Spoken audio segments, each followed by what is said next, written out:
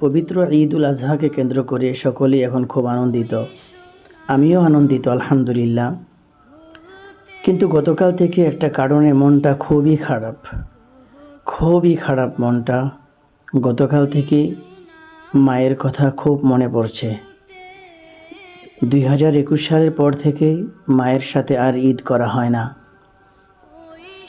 সময়গুলো যদিও মাদ্রাসার সাথে কেটে যায়, ছাত্রদের নিয়ে বিভিন্নভাবে কেটে যায়, কিন্তু গতকাল মাদ্রাসা বন্ধ হওয়ার পরে সমস্ত ছাত্রগুলো নিজ নিজ বাড়িতে চলে গেছে, উস্তাদগণ বাড়িতে চলে গেছেন।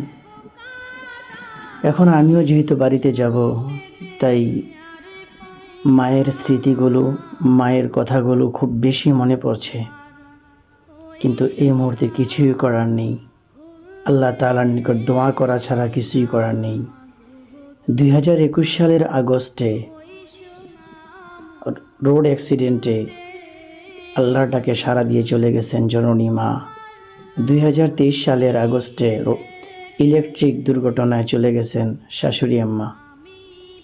মা এবং শাশুড়ি দুজনেই হুকমে শাহিদের অন্তর্ভুক্ত হয়ে একই গোরস্থানে দুজন শাহিদ আছেন।